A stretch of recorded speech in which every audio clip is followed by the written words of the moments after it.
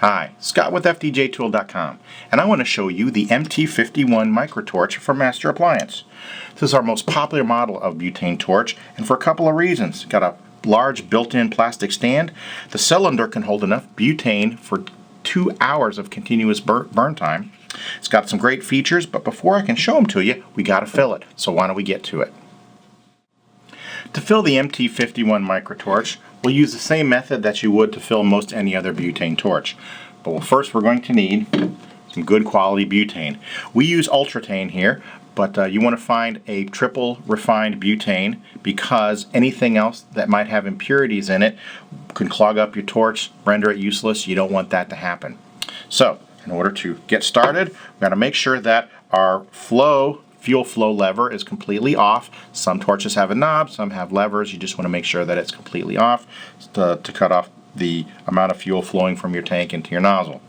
Next, we're going to turn it over so we can see the brass nipple on the bottom. That is the inlet for butane to get into the tank.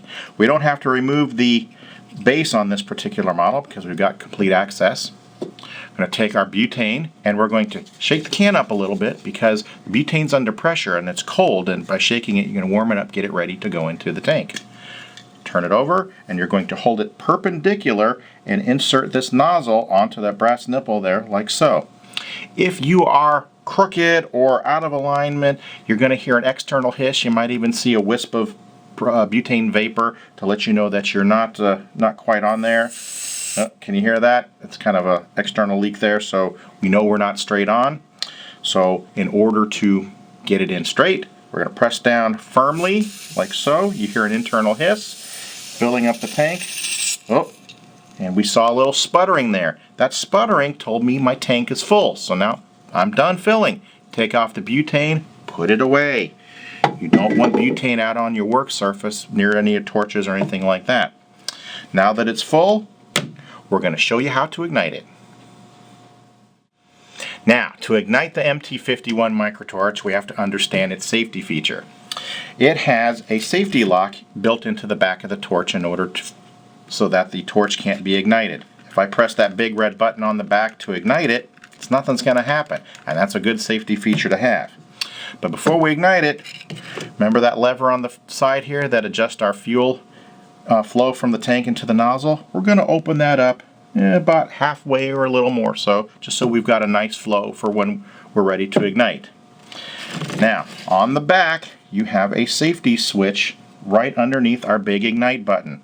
We're going to press that down, and that will unlock our igniter button.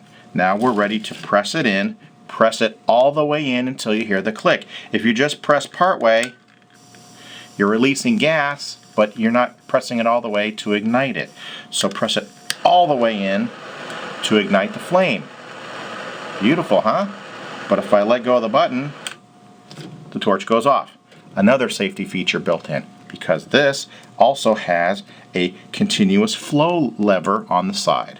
Forward means that the gas goes off as soon as you let go of your igniter button, but once you light it and pull back on the lever, you put it into continuous flow mode, and that way you can operate it without having to continually press the button, just like this.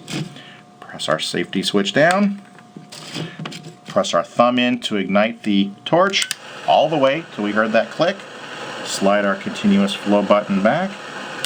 I've let go. Now we've got a great flow of gas ready to use. The only thing I should probably point out to you is that you've got a little metal lever here on the front here, and this is a slider valve that controls the amount of air that gets into the air-fuel mixture with the butane on the torch. It is spring-loaded, and so in the normal position the spring has pushed it back and is allowing as much air as it can to get into that air-fuel mixture, which, as you'll notice, is giving you a nice oxidizing flame. But if we push the lever forward, we are cutting off the amount of air getting into our flame and thus the amount of oxygen, and we get a reducing flame. If we let it go and let it slide all the way back, we get a nice oxidizing flame. Now you can do this by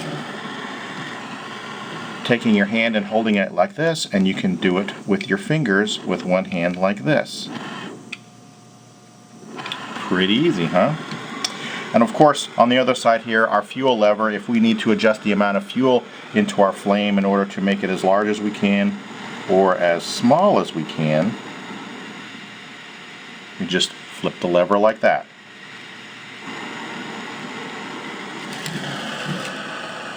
And once you're done with your torch, simply push your continuous switch forward to the off position, your torch goes off, and you're done. Don't forget that tip on there gets pretty hot when you're soldering, so make sure that you're aware of that once you turn it off and you set it around on your bench. You don't want to brush into it or anything like that.